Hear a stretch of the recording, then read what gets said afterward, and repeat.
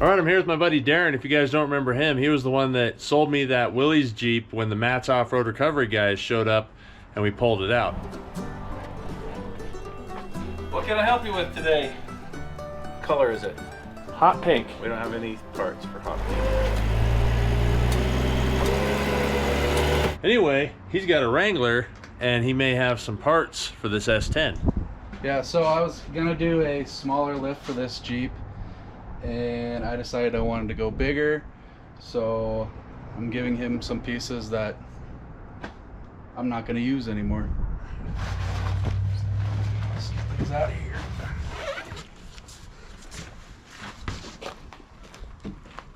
Sweetness. There we go. Those gonna work?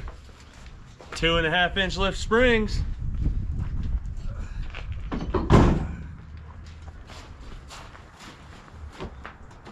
There you go.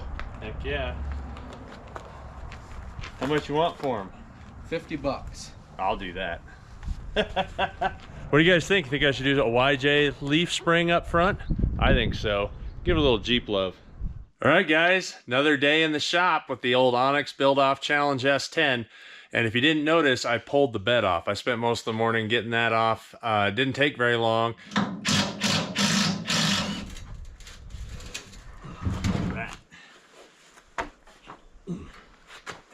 So when you're building on a budget, if you got good bolts, usually you want to reuse them.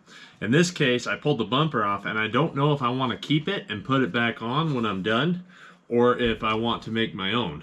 But either way, what I'm going to do here is you just go to the dollar store, buy some bags, and then I'm writing bumper bolts.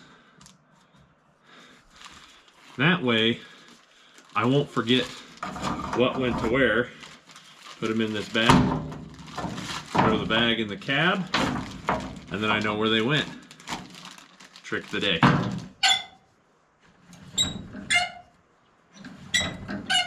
Anybody need a good spare tire cable kit? I could use some money. You okay? Really high. Maybe caught on the cube stick.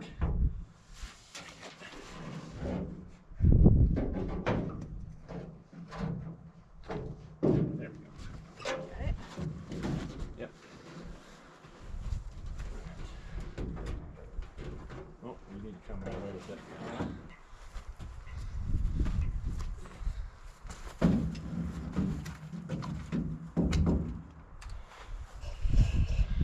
Happy life, strong wife. Ha!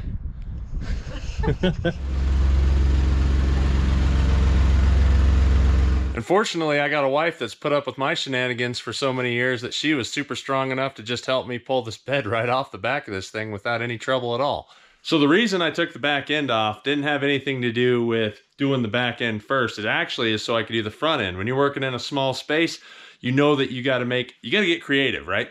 So I wanted to get enough room back here so that I could back it up to have enough room to get the front end out, because we all know that that front suspension is not going to hold up, and the only way I could make a front suspension to hold up that's still independent, independent IFS, is I would be way over budget off the 15 grand just building that front suspension. So more or less in the axles and steering than it would be in just building some A-arms with some Heims. But either way, we're throwing the 60 in the front. That's the goal.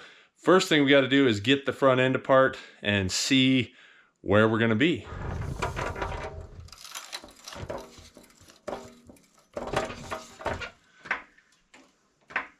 All right, so I got this thing up in the air. The first thing I want to do is probably go ahead and pull the front bumper off, pull the inner fender wells out.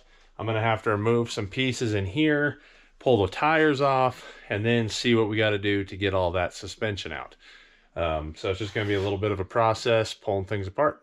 We also got to figure, I want to move the front axle forward to get a better approach angle.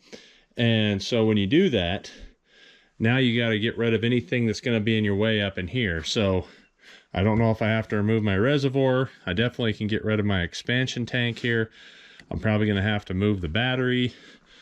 Definitely going to have to get rid of this because these things are prone to leaking anyway. About this is the only thing this thing's got for a dripping leak. 4x4. Wasn't that a lie? So funny thing is Ian Johnson's going to be here in like a day or two with the guys that are going to be filming. And the way they're doing this in order is he's coming to my place first, then to Holly and Rudy, and then out to Nate. Even though Nate basically has it set up where he's doing the least amount of work. He's going to be cutting out fenders, keeping the axles, keeping his suspension, and just putting bigger tires on. So it'll look like we are way farther behind, but I guess we are. I don't know. Oh yeah, and I didn't tell you guys about that. If you guys haven't been paying attention to it, Ed took a job as a sheriff, which is awesome for Ed, but then Nate went ahead and picked up Dave Chappelle as his partner. So now that's another YouTube channel going against us. So now we have 5 YouTube channels against 1. It's okay. I'll get it done, even if I got to do it myself. This S10 is going to be awesome. It's going to be basic, but it's going to be cool. So I know I'm going to be welding on this thing, so obviously I definitely want to disconnect the battery. One of the things I like to explain about Optima is, so in their model 3478s, the reason why they have these posts and these connections is for a situation just like this. The S10 goes off these side terminals, but if I were to run a winch or anything else, I'm going to want to hook it up here. So it's nice that it has these for when I put a winch on, because this part is just not enough amperage to run a winch cycle through.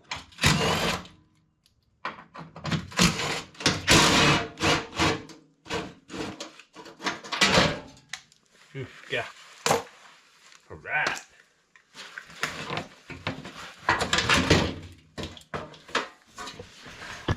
I want to show you guys something. Right here is the actuator that probably burned us from getting 4-wheel drive. There should be 4-wheel drive. The vacuum here, it doesn't have a vacuum leak. The hose is okay. It just wasn't engaging.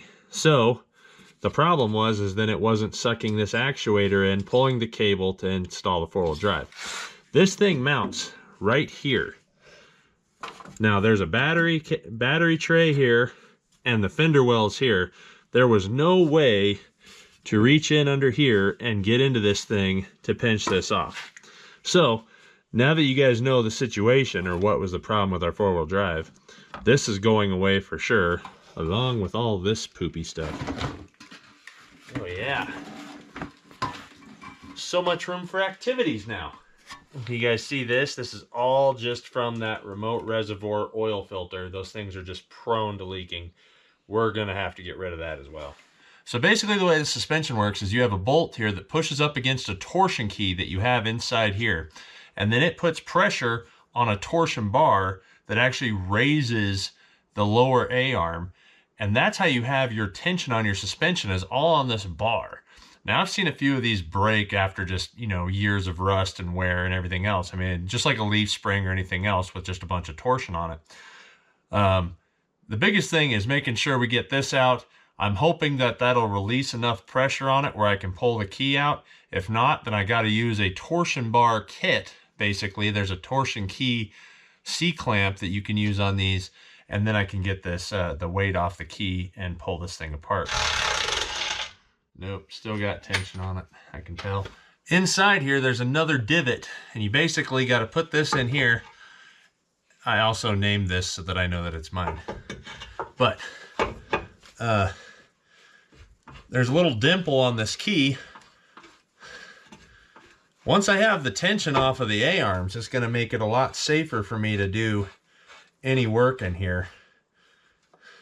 But I basically have to pull the tension off, pull this little plate out. I'll show you guys how this works. There we go. There we go. So now that I got that dangerous little piece of plate out,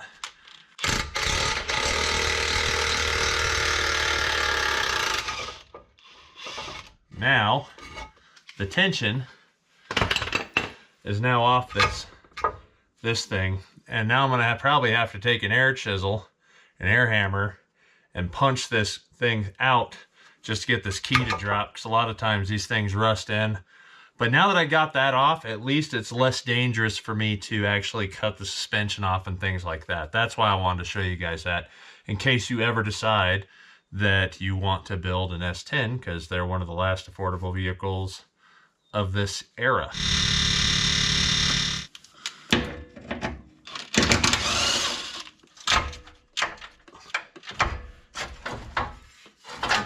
There we go.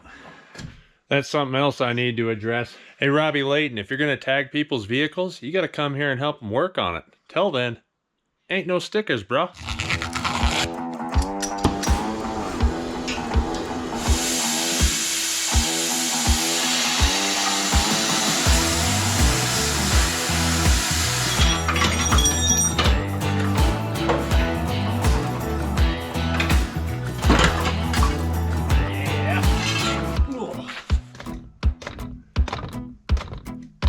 So I use a torch to get most of this stuff out, and that's just because fire is more funner. But I hope that I can just unbolt the drive shaft and then just drop the differential out with the stubs, what's left of the stubs, and then I can just cut the rest of the A-arm brackets and everything off. Basically the way it is, and just make it a little quicker, I hope. So on independent front suspension, if it isn't a rack and pinion, it's going to have an idler arm and a pitman arm. And to get them loose, there's a little trick with one of these air hammers. If you get one like this that's concaved, you can put it on the end and sometimes it'll pop them free. I'll show you how it works. You have your pitman arm here and an idler arm over there. I've already taken the nuts off, but sometimes you can put this on there. Boom. See how it just came loose? Now we just gotta do the same to that one. Booyah. Oh yeah. Now we have our center link out.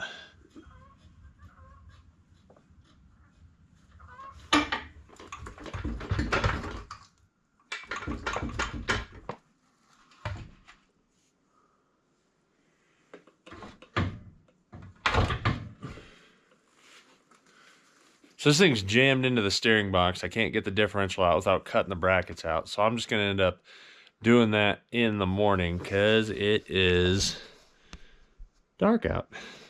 All right, so it's a new day. Last night I got to a point where I couldn't get the differential out. I'm going to have to torch the brackets out, and I didn't want to sit in here for another hour after I've ran fire. Anytime I've been torching or welding or grinding, I like to make sure I'm in the garage for at least another hour just to make sure everything's cooled off, everything's settled down, and you don't have a fire that you don't know about. So that's what we're going to do this morning.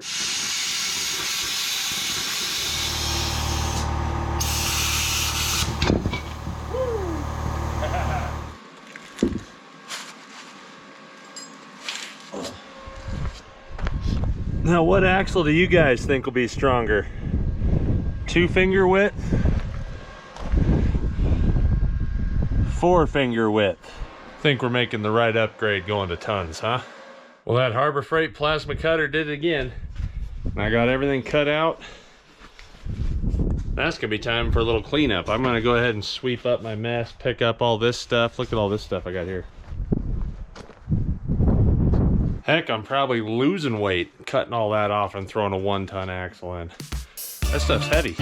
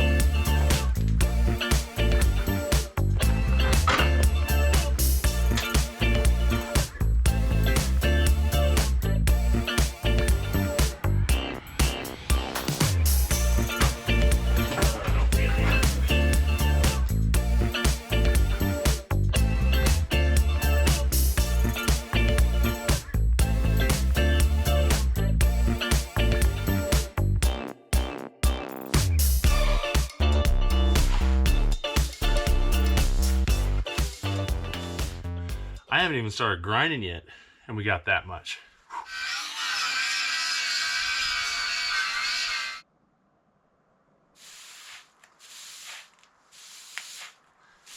I just spent the last, I don't know how many hours grinding, and I can feel Krusty's Oh yeah, look at my ears. And that was even wearing, oh man, I was even wearing earplugs. But you know when you grind a bunch of metal, then next thing you know, you're gonna blow your nose and you got all that black soot and you're coming out, and that's kind of how I feel right now. I feel like it's all congested in there. But I did get it all cleaned out. And this is what it is. One more benefit of being an onX Off-Road app Elite member is you get a discount with Barnes 4-wheel drive. And what I have here is some leaf spring brackets. And what we're looking at here with the discount, with everything I need to mount these leaf springs up, is $141.30. Now this is something I actually kind of had a hard time with, because did you know that a Cherokee's frame rails and an S10's frame rails are only like an 1/8 inch difference? So I could have went with coil buckets, done Cherokee coils and long arms. And if you believe in the KISS method, which is keep it stupid simple, or keep it simple stupid, depending on how you want to talk to yourself, then leaf springs are just kind of a simpler, a strong solution. These leaf springs are in actually really good shape. They're brand new. He never mounted them up. He decided he wanted to go with a 4-inch lift when he builds his Jeep. He's been sitting back there for about 6 or 8 months or so. And, you know, fortunately they're covered out of the weather. But I'm excited. I'm worried that it may be a little too much lift. It's a 2.5-inch spring, it says right there. And I'm worried that it may be just a little too much from a YJ because I'm going to be sprung over already. 31.5 inches. 1 3/4 is the center line. I need to subtract 3.5 inches. We know that my leaf spring perches are 31.5 inches apart. These are 3.5 inches wide. So I just need to deduct 3.5 inches basically out of my 31.5, and we're going to cut a piece of metal and we'll just tack it between the two of them. That should work. 28 inches. Take a quick measurement just to double check myself. 31 and a hizzy.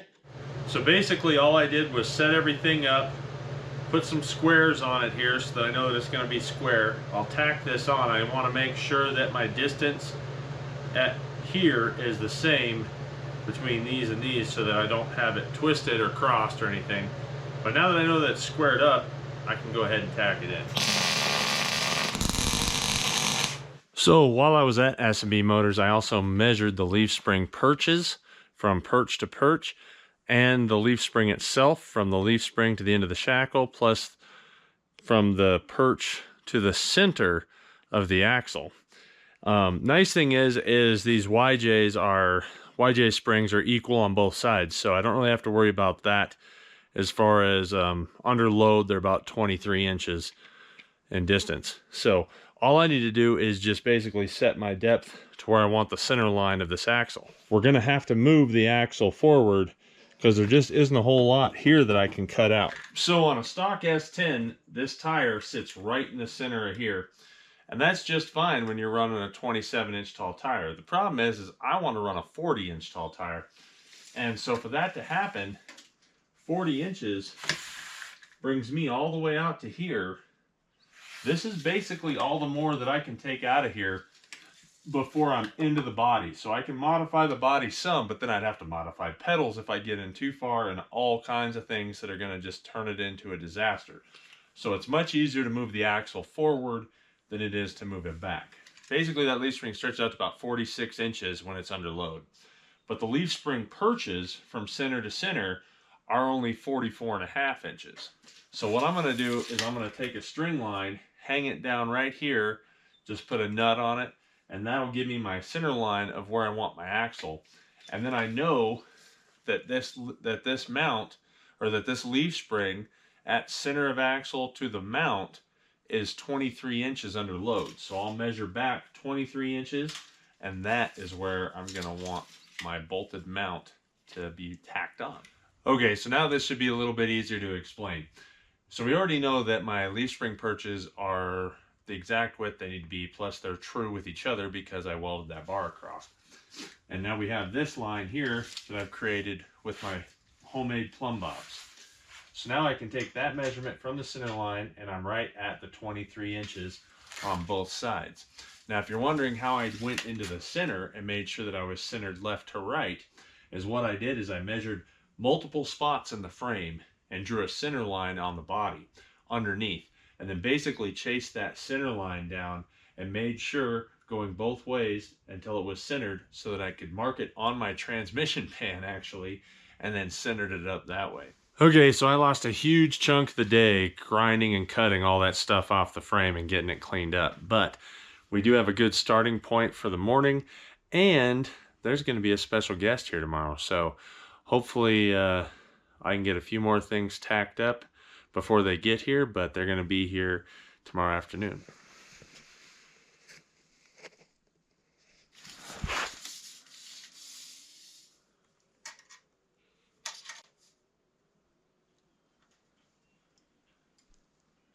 Basically the exact same thing we did with the rear, we did with the front here, just to make our shackle points. One of the major things you want to do though is measure from here to here and then across and make sure everything's true and straight. So when I measured front to back, I got 44.5 inches, which is what I want. When I measured across, I've got it within just an 1/8 inch. So you always want to measure going across long ways each way to make sure that you could get it as square and as true as possible. Once it's within an 1/8 inch, I don't think I'll ever get it better than that. So I went ahead and burned it in, and now we're just waiting on our special guest today. So even though we got a heck of a deal with these leaf springs for 50 bucks from Darren, which I'm sure he's gonna have me help him put his lift kit on his Jeep later when he gets his 4-inch lift springs, but I still had to buy bushings. He didn't have bushings. So this was $38 to get these bushings here. And we can put them in. Well, that kind of stinks. These bushings are too big for the eye hole. So I guess I'm going to have to sand them down. Oh. Ah! Woo! Your setup goes together a lot faster than ours. It's quick.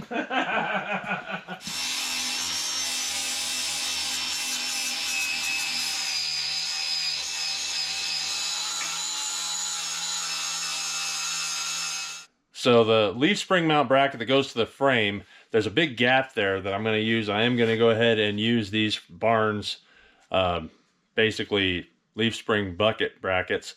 And so I'm going to put these on the frame, and then we'll be good to go. Also, I got Chad here. Hello. And Ian here, because they're filming for the onX video. So if you guys want to see some more action, what's going on, make sure you check out the onX video. More action. More action. More action. All right, moment of truth. We'll see if I measured it right. I got leaf springs sitting in here, got the bushings in, we'll put the shackles on, and then see if we can roll this axle in. Ooh, who gets to help me roll the axle? I do. I'll help you roll the axle. I'll help you roll the axle. Do I have to, am I going to have to pay him to help me roll the axle in? No, it's free. It's onX takes care of my bill. Oh, there we go.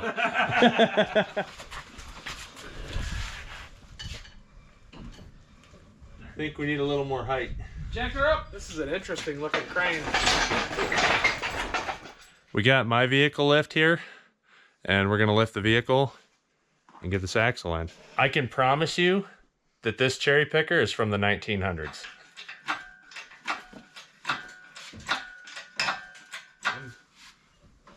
I gotta be there. Oh, I'm in mine. Yep, I'm there. All right, let's let that cherry picker down and see what happens. Woo-hoo-hoo-hoo. Here we go.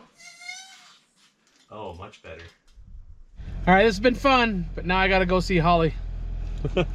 Later, buddy. Leaving us. See ya. So now that Ian and Chad took off, and if you guys want to see that video, you have to go onto the onX YouTube channel to watch that. But what we did here is, I got all my brackets lined up, got the leaf springs on.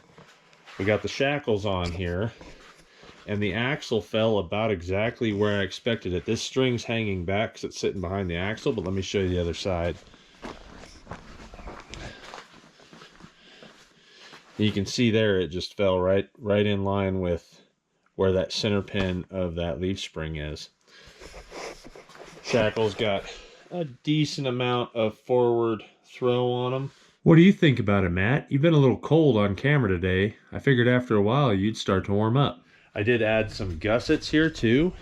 If you can see, I added a gusset here, gusset here, gusset here, and there's some gussets underneath. And basically all I did was buy the Barnes. I'll show you actually right here. The Barnes gusset kit bag. These are like $10.99 or something like that. I don't remember. And you get a whole bunch of gussets. And basically what I did with that gusset kit is you pull some gussets out. It's basically the leftover pieces that they get when they build their trusses, their axle trusses. And you get random gussets, and that's what I use. So I use that for the front. I'll use that for anywhere I pretty much have to do a gusset. Next thing we got to put on here is a U-bolt kit, basically because we're sprung over and I don't want the square U-bolts going down, and I'd like them up out of the way where they're not going to grab rocks. This is a kit from Rough Stuff, and I paid $148.16 for it.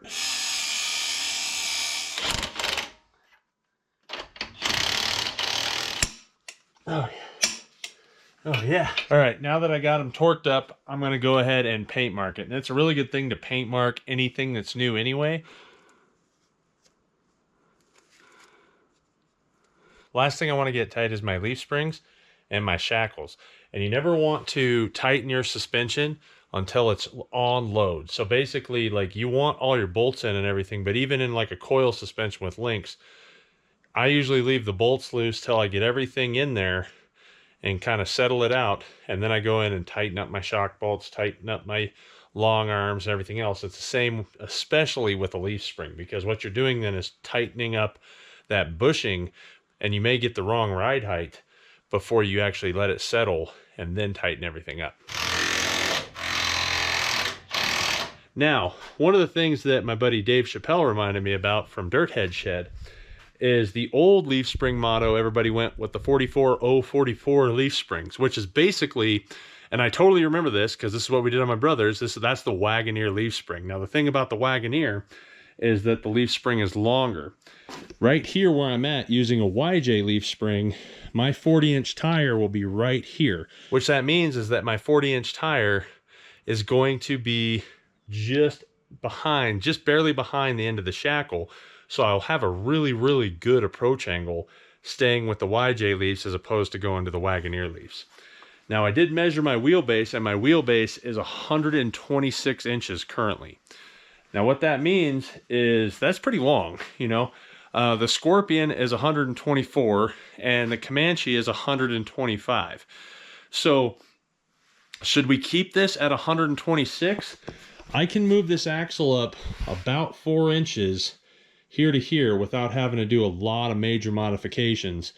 Once I go past this 4-inch mark, then I'm gonna have to worry about gas tank, and I have to do a lot of major modifications if I have to move that axle up. So you guys, I'd like to know what you guys think. Should I just leave it at 126, or do we want to actually suck it up that 4 inches? Now I'm not gonna suck it up 1 inch. I'm not gonna do it just to be 125, the same as a Comanche. I will literally come up, if I'm gonna do all that work, I'm gonna move it forward the full 4 inches. But let me know what you guys think down below.